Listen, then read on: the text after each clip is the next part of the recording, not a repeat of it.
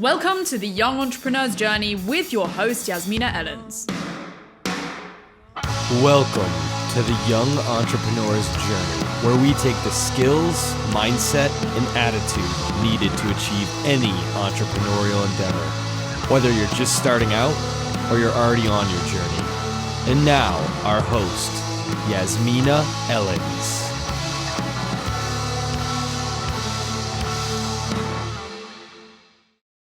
You are here today to learn from the best in business, entrepreneurship, and innovation. And today I have a real treat for you because I am chatting with Bill Corrigan, who joined the world-leading consulting firm McKinsey as an expert associate partner in 2018, where he works with clients globally to drive digital transformation, specializing in Internet of Things, edge computing, public cloud, and advanced analytics, all these very impressive things. And having started his career at IBM, Bill then worked for a number of startups in various leadership roles, such as chief product officer and chief strategy officer. Bill no doubt has a vast wealth of entrepreneurial experience under his belt. And to top it off, Bill also restarted a failed startup that then sold to Microsoft for $300 million. That is insane. By the end of this interview, you will be equipped with the mindsets you need to make your entrepreneurial ventures a success. You will have the belief that you can carve out your own career path, and you will feel that you can accomplish any business goal that you set your mind to. With that said, thank you so much for coming on today, Bill. I'm so excited to chat with you. Same here, Yasmina. I'd love to talk about entrepreneurship. Perfect. So my first question for you is, what originally got you onto your entrepreneurial journey? A couple things, I think, looking back at it, I always was a risk taker. And so therefore, I always felt I could bet on myself. Even coming out of undergrad, I had worked as a financial analyst for an insurance company in Boston, and I'd gone to Boston University, and they offered me a full-time job, and it was a really good job.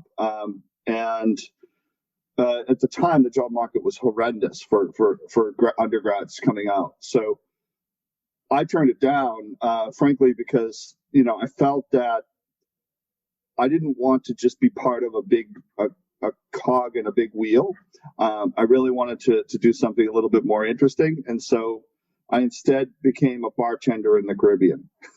So my parents were a little disappointed that that was the choice that I made. But no, I knew I had worked several jobs through undergrad and put myself through school, and knew I needed to blow off a little steam before I really hunkered down and started with my career. So I wasn't worried about taking some time off to go do something fun. I felt like my youth, you only have your youth for a certain amount of time, so take advantage of it and take advantage of that freedom. So I did that. And then when I came back to reality after living in St. Thomas, I started to look around, and there weren't many jobs available, and was willing to do just about anything to break into technology. I knew this was the early 90s, and I felt like the technology was where I wanted to take my career eventually. And so ended up finding a job for Lotus Development, which was the maker of Lotus 1-2-3, which was the precursor to Microsoft Excel. And the only job they had was answering the phone in the middle of the night for tech support. And I said, fine, I'll do it. They gave me an increase in pay because I was working after hours, but it also gave me a lot more freedom and time when the phones would die down to actually learn new skills. So we were just coming out with a new product called Lotus Notes at the time, and I saw the manual there. I installed it on my computer and quickly became one of the experts within Lotus of Lotus Notes, which was a brand new product nobody knew. So I sort of took that and became one of the company's notes experts at the age of 23. Wow, that's really impressive. And because obviously, what did it take for you to think? I mean, my first question is, what did it take for you to think that you could actually go out and take risks and that you could bet on yourself? What gave you that belief that you could do that? Right. So a couple of things. One is, always thinking about like, what's the worst that could happen? You know, like even when I moved to St. Thomas, I'm like, if I move down there and I don't find a job or I don't find where I want to be, well, I get a great vacation out of it for 3 or 4 weeks, and then I come home. Same thing with taking a chance of not accepting that job coming out of undergrad. It was like, all right, well, I've always been resourceful. I'm a smart person. I feel like I can scratch out a living doing something.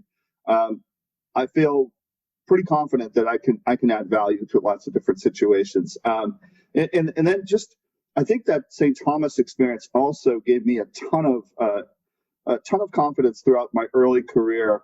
No matter how bad it got, I always felt like, hey, I could always buy a $400 flight back to St. Thomas and be a bartender. So it sort of gave me like, hey, if that's the worst case scenario that's going to happen to me when I'm 25, well, that's not a bad thing. So I think a lot of it is we get very wrapped up sometimes about thinking about like, oh, I've got to succeed. I've got to do this. But it's like the failure part isn't so bad, you know, especially if it's failure, meaning like, hey, I tried to start a company and it didn't work out.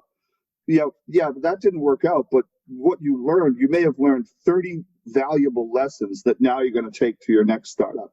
And I think that's one of the things that, for me, trying to be in the moment a lot more, you know, and I couldn't do this when I was 25, but now that I'm in my 50s, I can do this.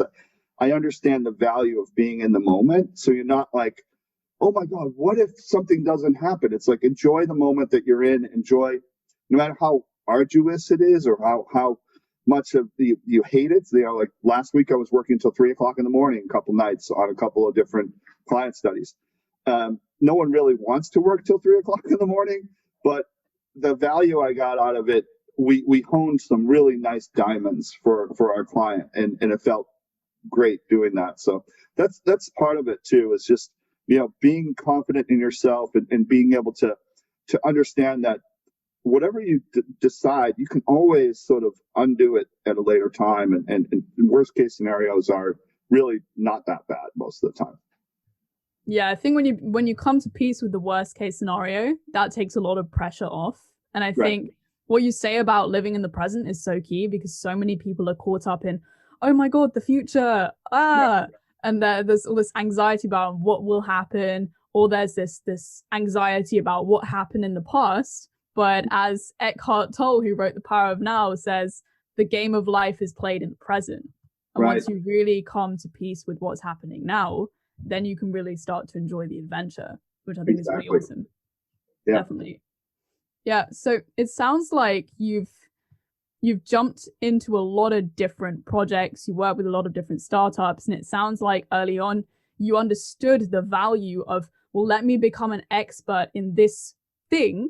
Right. So that then I am the point of authority in the port of call, and people are going to come to me because now I've learned this to mastery, and then you can take that mastery elsewhere.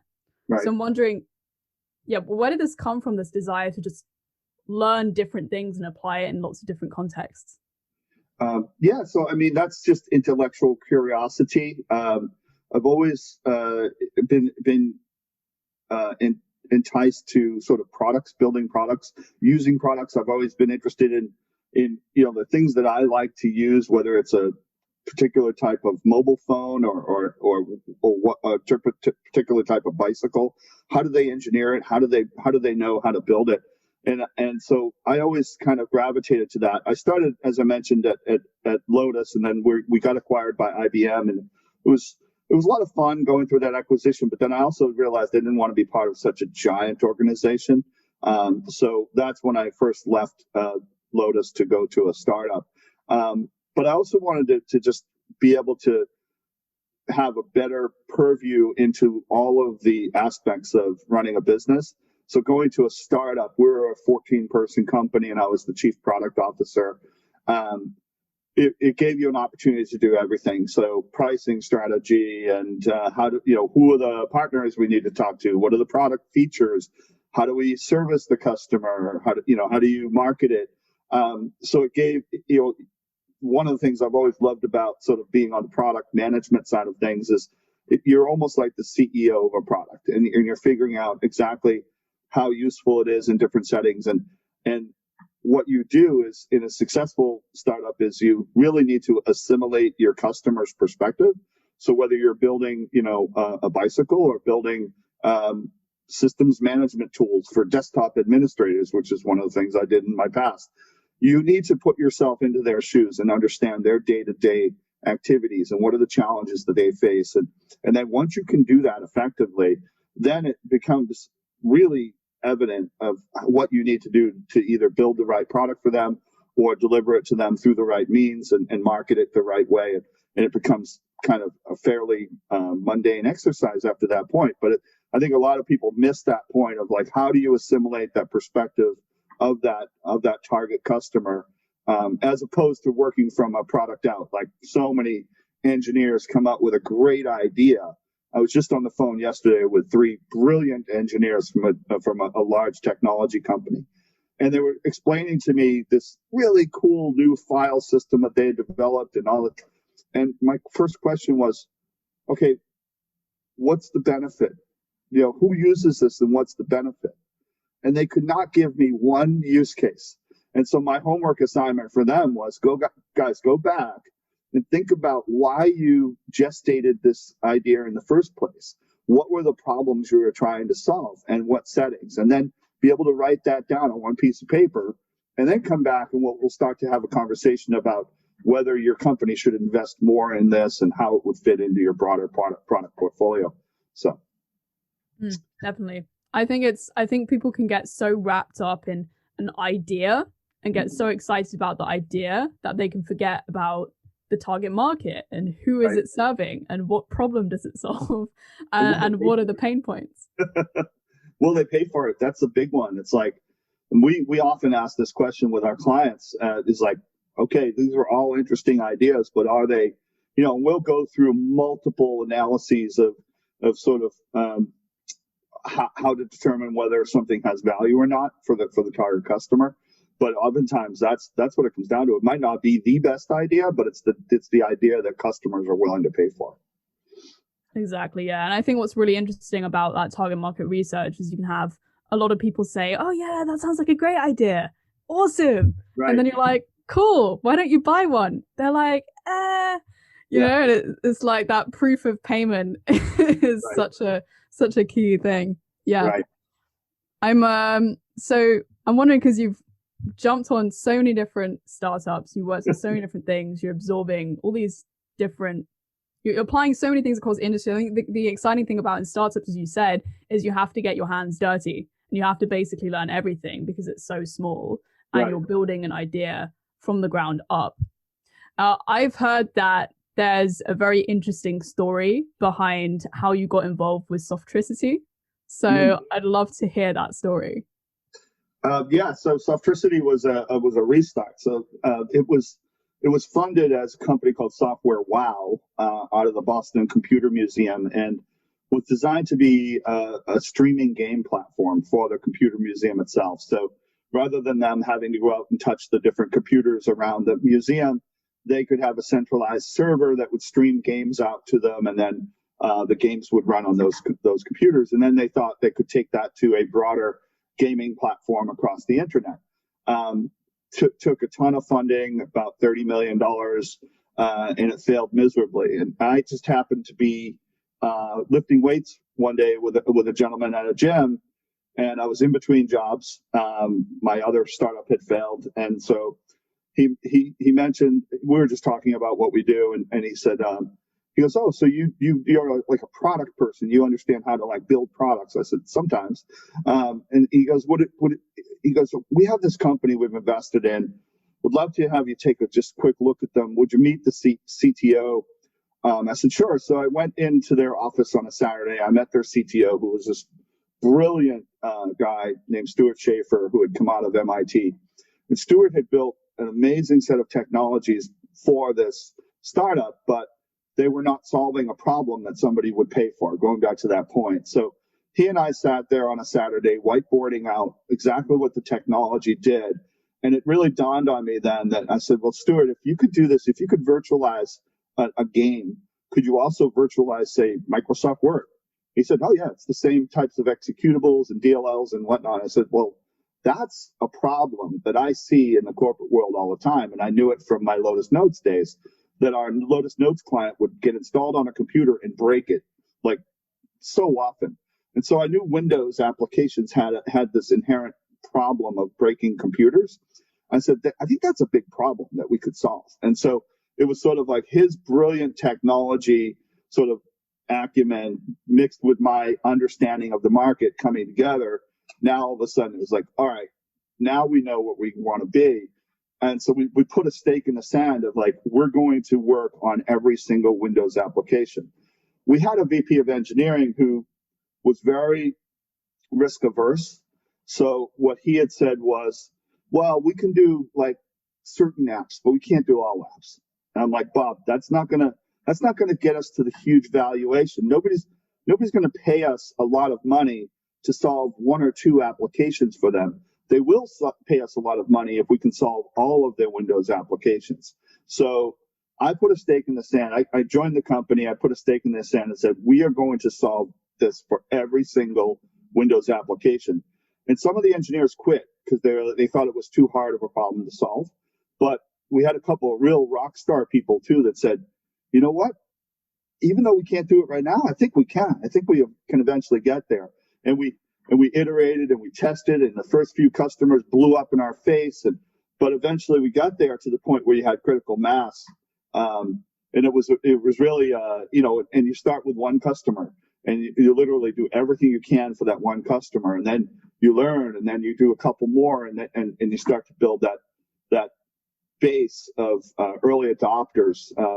That is, your classic. If you ever read like Jeffrey Moore's Crossing the Chasm, you always have that early adopters, but then the big leap is crossing over to the mainstream customers that are willing to buy it on a continual basis. Definitely. I'm really curious because it sounds like there was a lot of persistence involved, right? And it's interesting because when you're in the startup world, things fail. Sometimes things don't go the way you want to. I mean, most of the time things fail, and then you've got to iterate, and then you've got to improve, and then you've got to test. How do you know when to pivot? How do you know when to persist? And how do you know when it's just like, maybe it's time to give up on this one and work on something new? Right. Good point. Those are great questions. I mean, the first thing is you need to be at a startup or any type of entrepreneurial effort. You need serious intestinal fortitude. And you also need to be able to have the mentality of, in the U.S., in U.S. baseball, we have this concept of a closer. And the closer is the guy that comes in to pitch the last inning of a game to close it out. And so as the closer, you have a ton of pressure on you. And if you fail, you give up a home run one day, well, the next day they're going to bring you in to try and close the game out again. You can't be thinking about yesterday's home run that you gave up. You have to be thinking, I'm going to dominate in this scenario. And that's the mentality you kind of have to have, because when I advise a lot of younger people at McKinsey who are looking to leave McKinsey to go out into industry. And I said, the first thing you need to understand is that most of your experience when you're at a startup is pretty miserable.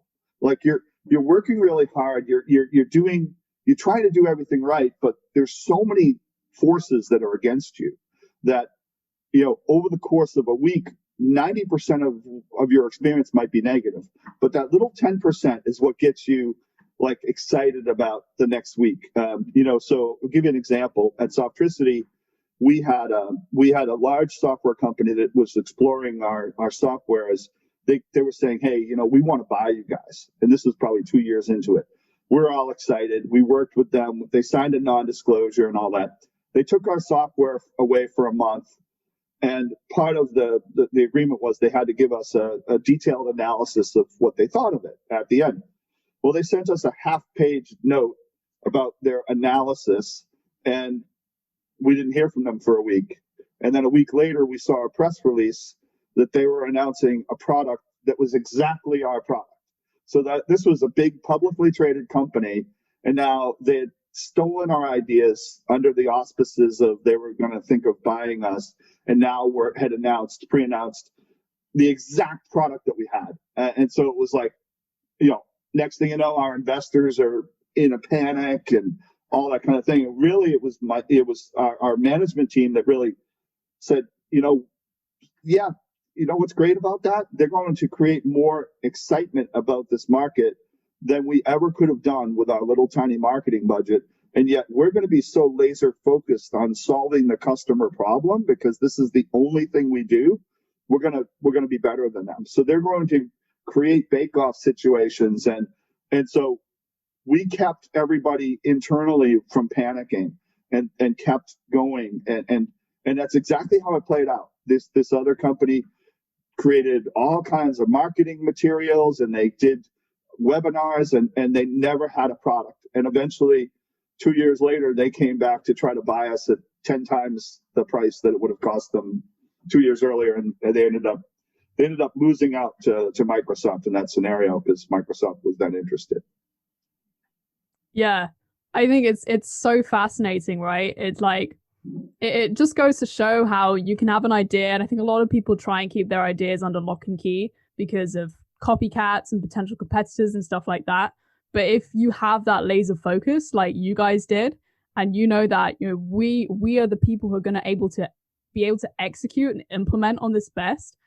I think it's so interesting how something that seemed like a potentially disastrous situation turned around like you for that. Right.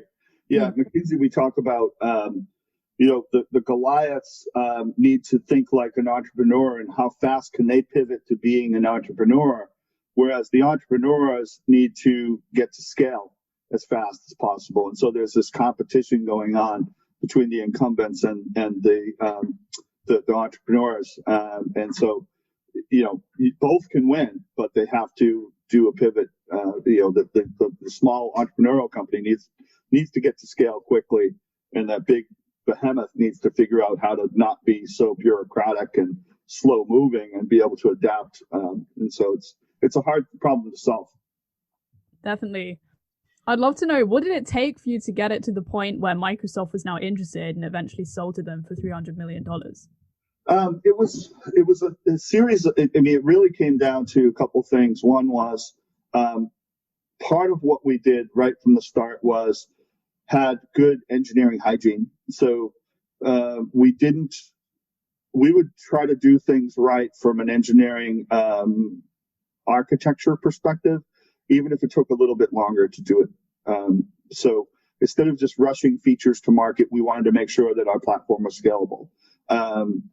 So that was actually one of the main reasons why Microsoft, our acquisition flew through very quickly in their due diligence process. But the big thing was establishing ourselves as a leader in a brand new category. And the way you do that is there's some marketing involved, and we always had tiny marketing budgets, but we were we used guerrilla marketing quite a bit. We would leverage other technology companies and sort of be part of their booth, for instance, instead of buying our own booth at a trade show. We would do a ton of webinars and seminars to educate people about it was all around desktop management and managing desktops and securing them and things. So we would do a lot of free webinars for that, and ultimately it was about building a customer base. So Microsoft started to hear from Merrill Lynch and some of these other big Bank of America and other big companies that were using our tool. And Microsoft at first looked at us as a competitor to their System Center Configuration Manager product, which allowed you to deploy applications.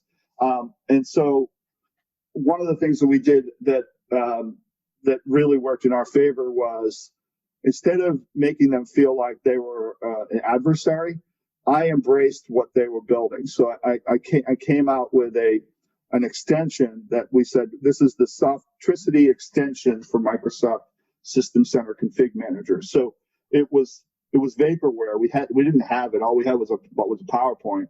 But I started to do webinars about how you could continue to keep your System Center intact, and we would run in conjunction with it, and we would solve the problem of virtualizing applications. And at that point, all of a sudden, the product managers from Microsoft and Brad Anderson, who was the head of their System Center team, started to call us and say, hey, this is really interesting. We'd like to learn a little bit more. And we started to have some conversations with them. And then, we were kind of going along with a nice relationship. We were part of their partner program. We would show up at their conferences.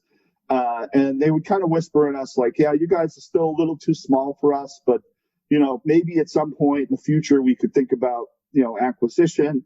But the other company I was talking about, I don't want to mention their name, but the other company that had tried to buy us all of a sudden came in with an unsolicited bid to buy the company.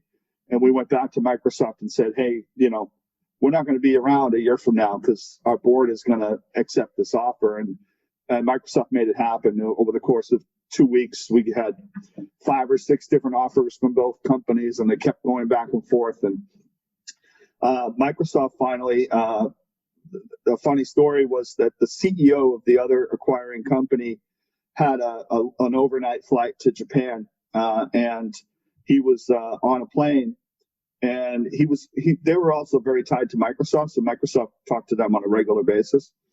Well, the Microsoft knew that this gentleman was jumping on a plane. There was no internet connectivity back then, and they sent us a final offer and said, here's our final offer. You have a half hour to sign this, and if you don't sign it, it's fine. We'll still be partners with you, but if you do sign it, we're gonna acquire you. And so it was such a great offer that we signed it, and the other gentleman got off the plane in Japan and found out he had lost out on the bid. Wow, it's crazy how things can happen so fast in business. Yeah, right. I think it was so smart, the move that you made to reframe the competition to collaboration. Definitely. Right. And what you talked about leads me to ask, because obviously when you have a startup, you build something, you sell something, or you partner with companies, or M&As happen, all these kinds of things. And I know you've been involved in that kind of stuff. So I'm really curious to hear from your perspective, what in your opinion makes a good deal? How do you build a good deal, and how can you land good deals, and how can you negotiate a good deal?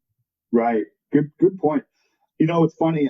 I always have a saying that I come up with that says, good companies are bought, they're not sold. And what I mean by that is you build a great company that is, too often companies start with the idea that we're going to IPO, or we're going to be sold. We're going to, here are the 3 or 4 companies that could acquire us. And that's 100% the wrong mentality to have, because now you're working toward that one financing event as opposed to building a great company. And so, yeah, you might get the company sold, but will it be the right valuation that you should have had? Will it be to the right suitor for the culture of your employees? And I did some consulting about 10 years ago for a company in the UK, and this was after we had sold Softricity to Microsoft, and after I'd left Microsoft. And the CEO said, Bill, how do we get sold? And I told her, you don't. You build a great company. Just, go back to the basics of what does the customer need? How do you build a big cadre of customers and a big base? Then, that's when people start getting interested in you. So then it gets to the point where you can pick and choose. You could say, we're independent. We're doing well without you, and so you don't necessarily, the best time to sell the company is when you don't have to sell the company. And oftentimes too, it just comes down to, in the case of Softricity, what I was looking at was we were selling an average desktop product for about $200 per desktop. I knew that this was such a critical piece of infrastructure for Microsoft that whether they bought us or not, they were going to need to do something in this space. And so as soon as they would announce something, our price was going to go from $200 to $20 per, so it would have meant for us to hit our numbers, we would have to do 10x the volume. And there was just no way we were going to be able to do that. So to me, that final year that it was our 4th year in business, I knew it was the turning point of we either make it or break it. And if we make it, it's going to be a great successful exit. If we break, it's going to probably still be an exit, but it's going to be pennies on the dollar kind of thing. And so that's what we knew at that point, that the market was aligning and such that it also was something that companies were starting to demand that you have the types of resources for support that we could not provide as a little 100-person company at that point. So it became very evident for us at that point. I was at another company that my first startup that I left Lotus for, we had a great product. It was just way ahead of its time. It was an intranet in a box for small to medium businesses. People didn't even know what intranets were at that point. We had come out of Lotus. We'd been building intranets for people with Lotus Notes. And now all of a sudden, we're trying to target small to medium businesses. 10 years later, there's, the concept of Slack and things like that are multi-billion-dollar valuations. And we ended up having to, just close that company down because we couldn't get enough people interested in it. Yeah, I think it's really interesting what you said about building a really good company and building a really high quality product that customers are excited about. You understand your customer inside out. And then you get to the point where you don't need anything from anyone. Right. And then that's the point where it's the best time to start selling. I thought that was a really, really interesting approach. Right. Yeah. And the other thing is the culture. Like I said, so many negative things happen from the externalities during the course of a startup that you need to have a good culture inside. If you have any kind of infighting, or us versus them, like engineering team versus product versus sales, you're not going to be successful. So a lot of it comes back to the leadership and having sort of that guiding light of like, we're going to be successful. Yeah, we're going to hit some hiccups along the way, but we all need to work together. And I think also making sure that you have regular, like company-wide meetings, like a monthly basis at a minimum when you're a small company. And so everybody can air things out and you don't get these little pockets of fiefdoms around. Even a small company, you can start to have some infighting, especially when things aren't going well. People will look for excuses or people will look to point fingers. And so you got to make sure that everybody is pulling in the same direction. And the best way to do that is to give people as much information as possible. So we used to share, in our monthly meetings within Softricity, we would show the books to everybody. We'd show, here's how much financing we have. Here's what our monthly burn rate is. Here's what we're doing from a sales perspective. So everybody knew exactly sort of where we were. We didn't keep people in the dark. And I think, when you're dealing with smart, intelligent employees, that's what you want. You want to entrust them to do their job, but you also want to give them the right information. Definitely. Yeah, I'm really curious as to what you have to say when it comes to, like, in your opinion, what makes a really good leader? Yeah, there's lots of things. I mean, the whole concept of servant leadership has become, very popular. And I'm a big believer in it. And we do teach this to many of our clients at McKinsey, is really, as a leader, you need to be able to define a clear vision of where you want to take, whether it's a company or your department within a company, and have clearly defined set of initiatives that are supporting your ultimate goals, that support your ultimate vision. And so if you're head of marketing, are your marketing programs aligned with the overall vision for the company? And are you working toward those goals? So first and foremost is making sure that there's this clear communication of what the overall vision and goals are for the company. The other is removing obstacles for people, whether it's, hiring obstacles or, in the case of Softricity, we had an excellent CEO. He didn't know much about the operational side of the business, but what he did very well was he kept the board away from us. He kept the funding at a level that we never had to starve the business, and the board never got, too far into our day-to-day business. And I've seen that happen where, the boards, they want to help, or the investors want to help, and they don't particularly help. They just get in the way because they ask the very obvious questions that you've already asked 100 times ahead of time, and you've already figured out why that's not going to work. So he did a really nice job of shielding us from that. And then, whenever anything bad would happen to us, this gentleman, Harry Ruda, he would just say, we're going to be a super successful software company. I know we will. We have the right people. And just having that confidence in us helped us. And the other thing is, from a leadership perspective, being humble, and really humility goes a long way, both with your employees and your customers. Nobody wants to deal with an arrogant CEO or an arrogant company itself.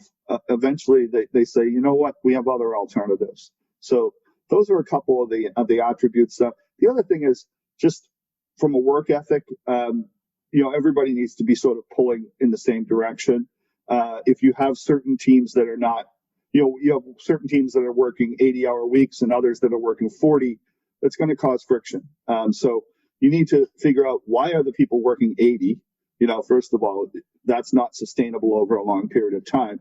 And then, are there others that need to be doing a little bit more? And that's sort of, making sure that the culture and the way of working is working throughout the company. I think Amazon does a very nice job of this with their leadership development principles. And when they interview people, they really, look for that cultural fit, and are you willing to put the customer first, and those kinds of things. Yeah, definitely. A lot of really powerful insights in there. So much to unpack. I think what you said about the vision is so important, and that everyone is aligned with that vision. And then also the belief. When the leader has belief, then the employees or the people working around the leader will also have belief, because the leader has the belief. The leader doesn't have the belief, then no one else is going to believe in it. The customers aren't going to believe in it. I think it's such an important insight. Right. And sometimes you have to put a game face on too. I mean, there were times, not just at Softricity, but other companies where I've been like, holy cow, I don't know how we're going to be successful here. But I had to go in front of my team and put that game face on and say, here's the positives, here's the negatives, and I think the positives far outweigh the negatives. And I'm willing to work as hard as I possibly can to overcome some of the headwinds that we might have. And I think people appreciate that too, that if you're willing to roll up your sleeves, and it goes back to that concept of servant leadership. You don't want to just delegate things and have people working, millions of hours without you also getting in the trenches with them and doing it. And that's really important. Definitely. And I think also as a leader and someone who's in the world of business and entrepreneurship, you end up meeting and dealing with a lot of people. And so given that, I'm really curious if you have any particular philosophies or approaches when it comes to building relationships with people. Right.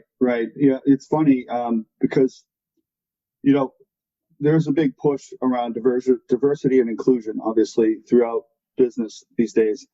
And for me, it's never been an issue in that I find each person fascinating, and each person has their own set of talents, and they can bring so much to the table. And what I found, especially when you're at a startup, when you're starting, say, with 4 people, when you add that 5th person, you're now increasing your capacity by 25% of the company, right? So it's amazing when you add somebody who's good at what they do, whether it's like a few years ago, I was running marketing for a tiny little company, and we added in a social media marketing person who was really good at just creating social media programs.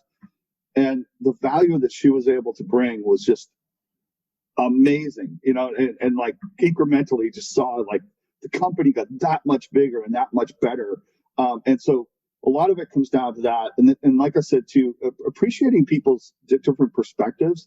So you have people, and this is one of the things I love about McKinsey, is that we have people from, Imperial College. We have people from, like myself, I went to Boston University.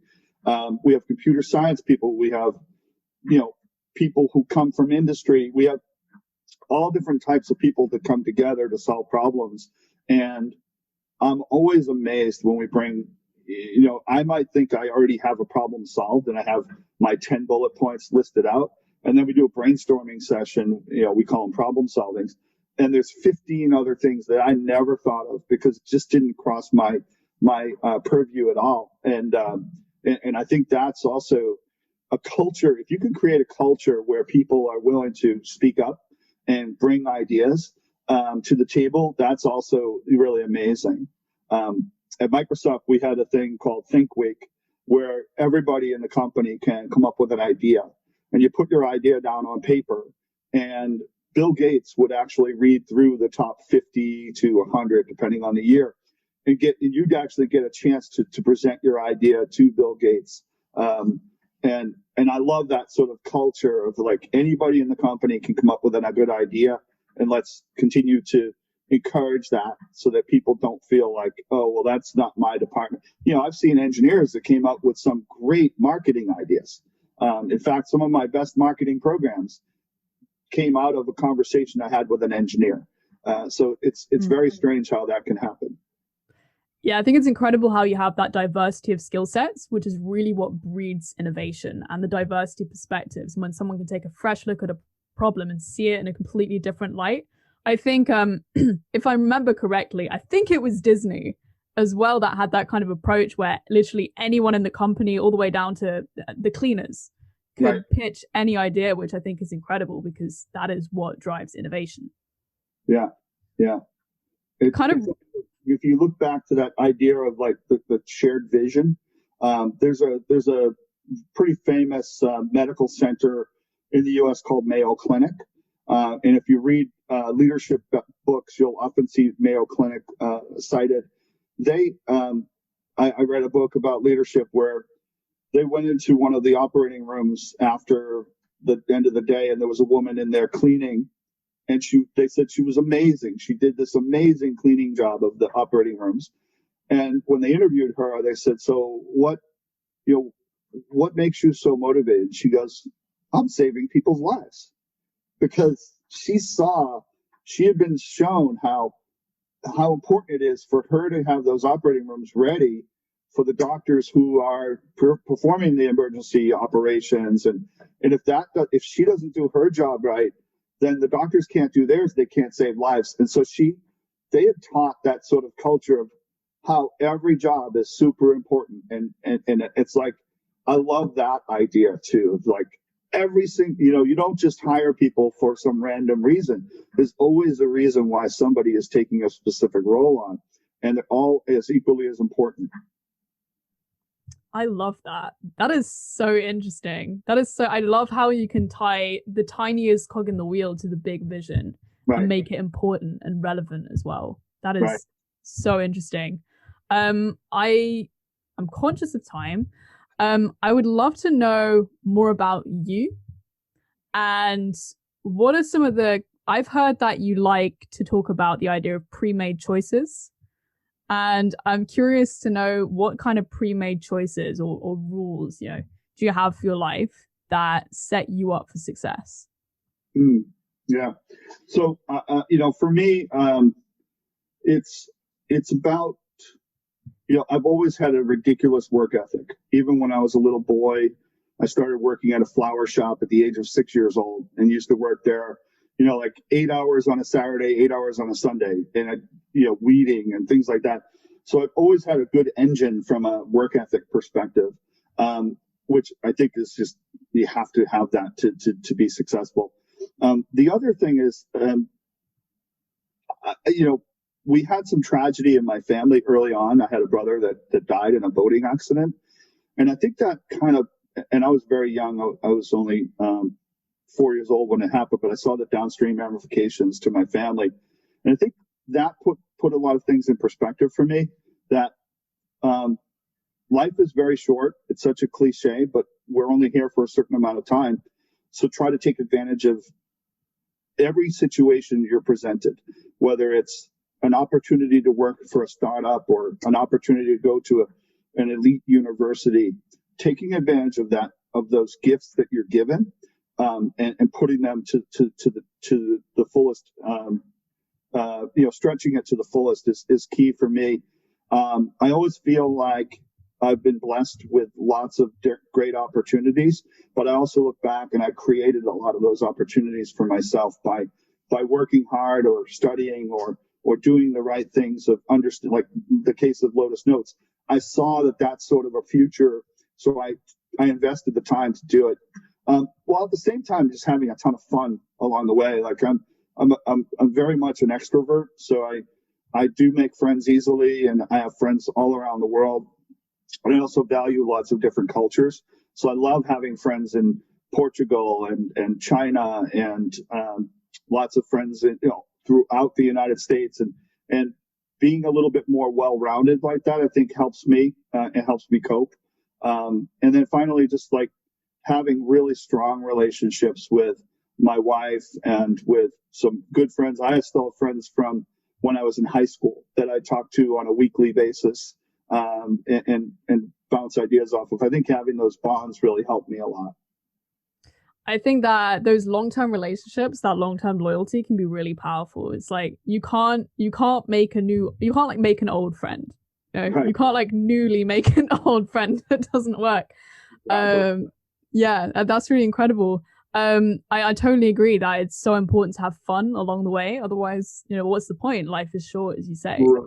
Right. And the thing is too, like it sounds like it's another one of these cliches I'm going to throw at you, but find what you love to do, and try to pursue that. So whether you're, a consultant working at McKinsey and finding the right tribe to attach yourself to and be part of that practice, or whether you're an entrepreneur. I just had breakfast with an entrepreneur here in Boston. He's a former McKinsey person last week, and he had 5 or 6 ideas, and he's like, I think this one would be viable, and I think this one would be viable. And he had 3 or 4 different ones, and I was like, which one are you passionate about? Which one do you think you'd get excited, going in at 5 o'clock in the morning and working on it?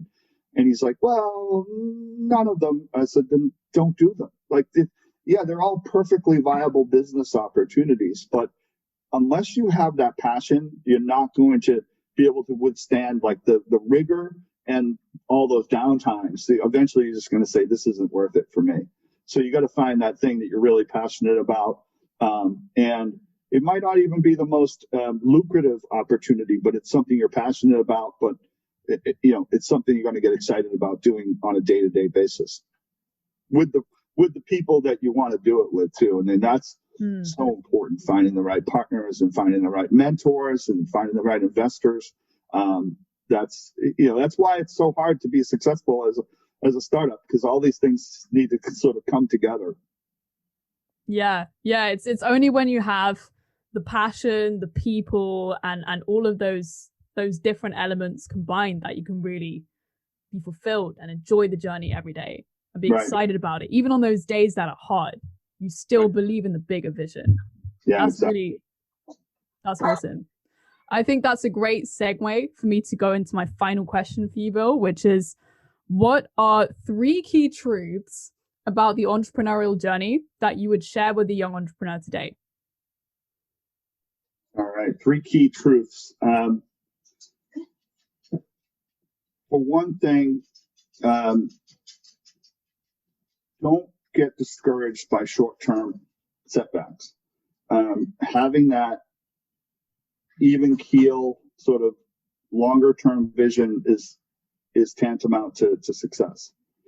The second is going back to my point about assimilating the customer's perspective. You can never know too much about your customer. And this is actually something we do in part of our, what we call LEAP practice at McKinsey, where we help companies build digital businesses. Within the first 2 or 3 days, we've already developed a hypothesis, and we're testing that hypothesis with customers and voice of the customer interviews. And you start to get that feedback immediately. It was amazing to me when I joined Microsoft and I took over several product teams. I had some product managers who had never spoken to a customer. And I said, how can you possibly do your job they're like, well, I read books and I read reports from our sales team. I'm like, you got to talk to the customers. And they're like, well, we don't have a travel budget. I'm like, I don't care. We're Microsoft. We're here in Puget Sound. We have 3,000 customers in Puget Sound driving distance. You don't need to get on a plane. We have an executive briefing center across the street. So I actually forced, part of our quarterly commitments, I forced people to do at least 3 customer briefings per quarter, because I wanted them to get that firsthand customer knowledge. So customer understanding your customers is so important.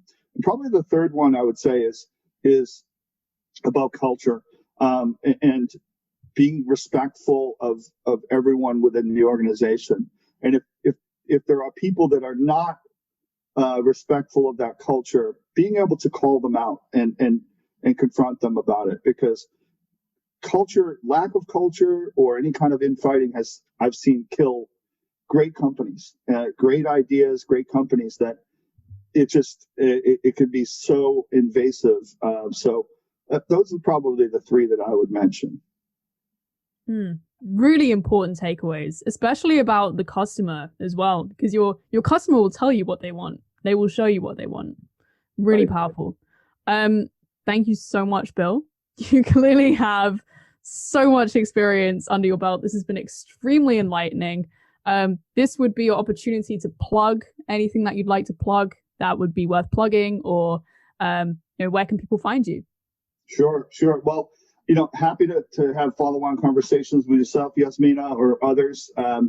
They can always find me on LinkedIn, Bill Corrigan at McKinsey. Always willing to help people think through ideas or think through career paths and things like that. At this point in my career, I get far more self-actualization and enjoyment from helping others succeed than my own. I'm kind of at the point where I'm very happy where I am. I have a great wife. We have a great life, and I really want to help others achieve their goals and dreams. Definitely, and make an impact. That's really incredible. It's really incredible. Well, thank you so much, Bill. I've had an absolute blast chatting to you. Yeah, me too. Thanks, Yasmina.